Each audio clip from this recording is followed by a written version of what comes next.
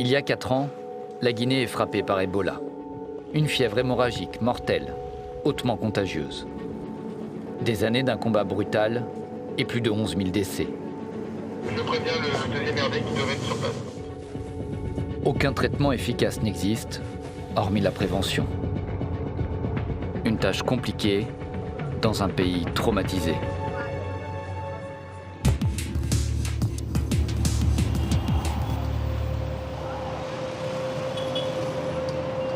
L'épidémie est officiellement terminée. Conakry, la capitale, en sort épargnée. Pourtant, le pire est évité de peu. Wanindara 1 est un quartier populaire et tranquille. Mais il y a 3 ans, ici, un homme est mort d'Ebola. Quelqu'un a envoyé son jeune frère dans le quartier et nous l'avons logé. Il était très malade. Il ne pouvait pas sortir de son lit. Il avait de la fièvre. Au bout de 3 jours, il a fini par mourir.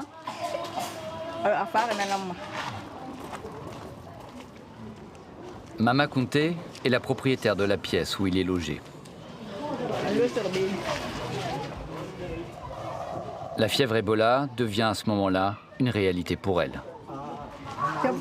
Le chef de quartier nous a rassurés, nous a dit qu'on pouvait rester là. Alors il est allé chercher les médecins qui s'occupent d'Ebola. Ils sont venus, ils ont pris le corps, ils l'ont emporté. Nous, ils nous ont dit qu'on pouvait rester ici, qu'on ne risquait rien. Ici, les conditions de vie sont précaires. La Croix-Rouge décontamine tout, mais la peur de la maladie se propage. Personne ne veut du corps au cimetière. Paniqués, les jeunes s'en prennent au docteur. Les jeunes sont venus l'encercler et on a donné des explications, mais ils n'ont pas cru, et parce que tout le monde était excité à l'époque. Donc vers 17h, ils ont mis le feu sur l'ambulance. Nous en croyaient que si on enterrait le gars qui est décédé d'Ebola, peut-être tout le secteur allait être contaminé. Fassili Kourouma est le président de la jeunesse. Il n'a pas pu contrôler ses protégés, terrorisés comme eux par ce fléau. Les gens craignaient. Parce que la manière dont ils nous ont expliqué Ebola, vraiment tout le monde avait peur. Même moi qui vous parle là, j'avais peur. Franchement, je parlais en tant que responsable, mais dans mon fort intérieur, j'avais peur. Franchement. Le lendemain, le corps est emporté ailleurs. La peur, l'un des symptômes d'Ebola, qui a contaminé toute une communauté. Quelques jours plus tard, nous retrouvons Fassili dans le dédale de Wanindara 1. Il nous emmène à la rencontre du chef du quartier. La frayeur passée, El Hadj Moussa Conté pose un regard apaisé sur les erreurs de l'époque. On ne connaissait pas l'épidémie. Qu'est-ce que c'est que Ebola? C'est venu comme ça, brusquement. Maintenant, vraiment, tout le monde est sur le pied de guerre contre Ebola, parce qu'on nous a montré que c'est avec les saletés que ça peut venir. Il faut être propre. Quand tu sors, avant de sortir, tu laves tes mains. On sait maintenant comment se protéger contre les maladies épidémiologiques. Le quartier de Wanindara 1 se remet de son traumatisme. Le risque d'une nouvelle épidémie est réel. Alors, pour lutter contre la résurgence du virus, la communauté internationale se mobilise. Cette fois-ci, Américains, Français et Britanniques se retrouvent à Conakry pour la réunion du partenariat pour la recherche sur la vaccination contre Ebola, Prévac. Autour de la table, les centres de recherche et les laboratoires pharmaceutiques. Les autorités guinéennes aussi sont là, mais en retrait. Le consortium a mis au point un essai vaccinal de grande ampleur. 3 vaccins différents sont testés sur près de 5000 personnes en Guinée, au Libéria, en Sierra Leone et au Mali. Dans cette étude, on se pose plusieurs questions. Ces vaccins sont-ils sûrs et déclenchent-ils une réponse immunitaire? À partir de ces données, les autorités de régulation vont pouvoir décider si ces vaccins peuvent être homologués ou non. Une stratégie risquée qui soulève beaucoup de questions, notamment sur l'implication de l'industrie pharmaceutique. Il y a l'industrie, parce que de toute façon, sans l'industrie, on ne peut pas avoir les vaccins. Les vaccins ne sont pas sur le marché, sans l'industrie, on ne peut pas l'avoir. Mais l'avantage de cette étude, c'est qu'en dehors des vaccins qu'ils nous donnent, il n'y a aucun autre financement de l'industrie. Donc on reste extrêmement, finalement, indépendant vis-à-vis de l'industrie, parce qu'en dehors de vaccins, il n'y a rien, il n'y a aucun financement qui est demandé aux industriels. Du coup, ils y trouvent quoi dans leur participation ? Ils y trouvent qu'ils font des études qu'ils ne peuvent pas faire tout seuls. Et d'autre part, pour eux aussi, de dire qu'il y a des institutions importantes du Nord, des pays du Sud, qui font une étude avec leurs vaccins de manière indépendante, c'est aussi très important. En Guinée, l'INSERM est promoteur du programme. L'Institut de recherche français dispose de 2 centres, dont celui-ci, au cœur de la capitale. Le docteur Aboubacar Keïra était de la bataille pendant l'épidémie. Aujourd'hui, il supervise la campagne de vaccination. Monsieur, ça va? Oui, ça va. Ouais, vous avez fait le pèlerinage ou pas encore? Je suis en train de... Ok, d'accord. Donc, il s'agit d'un participant qui est venu pour son suivi de J56, c'est-à-dire le 56e jour de sa primo-vaccination. Après la salle de suivi avec le médecin investigateur, le participant est conduit dans cette salle pour faire le prélèvement. Pendant 2 ans, Moreau va venir 8 fois pour faire ses rappels de vaccins. Un processus contraignant qui ne semble pas le déranger. Actuellement, ça va pour moi.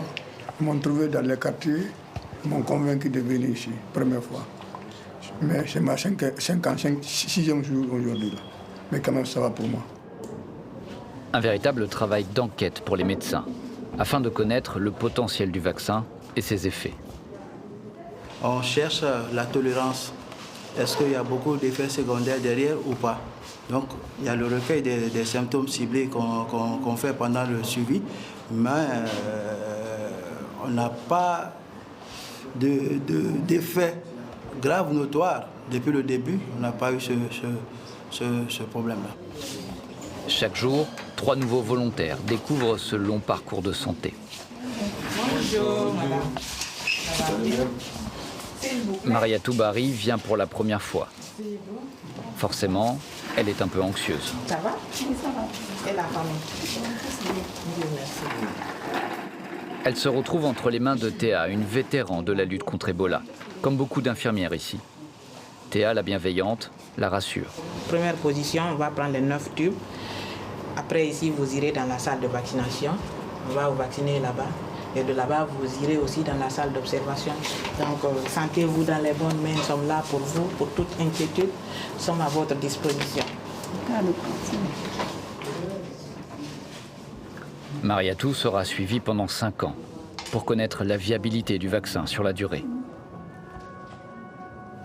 Cette première piqûre, c'est l'aboutissement d'un long processus, réalisé en amont, au sein des communautés. Les équipes de Prévac identifient ce qu'elles appellent un champion. Une personnalité non officielle, respectée, qui leur sert de porte d'entrée. Comme Mohamed Bari, lui-même volontaire. Les participants aussi, qui ont confiance en moi en tant que grand patriote conscient, volontaire, ils viennent, je les accompagne jusqu'au sud, je suis à leur disposition dans beaucoup de sens. Aujourd'hui, nous sommes très fiers d'être dans ce projet de Prévac parce que ça nous donne l'avantage d'aider l'humanité. Un message travaillé par Sylvain et les socio-anthropologues. Pendant l'épidémie, les populations sont brutalisées. Sylvain veut désormais les valoriser, presque sans contrepartie. La stratégie d'engagement communautaire qu'on a utilisée dans ce TC vaccinal promeut la citoyenneté, l'engagement, le fait de dire je me vaccine, non pas parce que je vais recevoir de l'argent, Je me vaccine parce que je veux contribuer à quelque chose pour mon pays, la Guinée. Je veux contribuer à quelque chose et je me sens respecté et je me sens mis en valeur. En retour, les gens qui ne font pas partie de l'essai vaccinal et qui habitent dans les quartiers, ils vont bénéficier d'activités que l'essai vaccinal va appuyer et pour continuer à créer cette idée de citoyenneté sanitaire. Avec un taux de mortalité de 50%, Ebola est un fléau qui fait autant de morts que de survivants. Ils sont plus d'1 millier en Guinée, comme le docteur Diallo, guéri de la maladie. Vous allez bien? Ça va, vous allez bien? Oui. Oh, si tu finis, on va se voir, on va discuter comme d'habitude. Ok. Il arpente le quartier de Matoto à la recherche de participants pour une réunion improvisée. On veut qu'on se réunisse, on parle quelques minutes pour vous expliquer Ebola c'est quoi, comment les choses se passent, parce que vous avez vu, en République démocratique du Congo, il y a eu Ebola encore qui est revenu là-bas. Et nous, on ne veut plus que ça revienne chez nous ici, là. Contaminé, il a dû s'isoler. Guéri, il est marginalisé et perd son emploi. Les symptômes physiques ont disparu, mais il lutte contre le dernier effet de la maladie, la stigmatisation. Lorsqu'on est guéri de la maladie, on ne peut plus contaminer. Et sur croix, tu es immunisé pendant plusieurs années. C'est ce que les gens ne comprennent pas. Lorsqu'on en parle, ils sont curieux. Simplement, on passe par des exemples très concrets. Et finalement, eux-mêmes, ils comprennent que vraiment, il faudrait accepter les gens comme ils sont, parce que tout simplement, ils ne sont plus vulnérables pour la population. L'Ebola, quand on l'a eu, jusqu'à présent, ça hante nos esprits, nos sommeils, ça perturbe nos sommeils.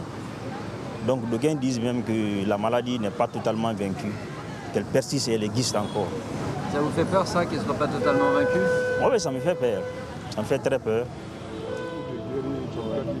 Le docteur Diallo a repris sa vie en main. Et la Guinée aussi réapprend à vivre. Le pays guette anxieusement la prochaine épidémie. L'homologation du vaccin, elle, ne se fera pas avant 2020 et la publication des premiers résultats de l'essai.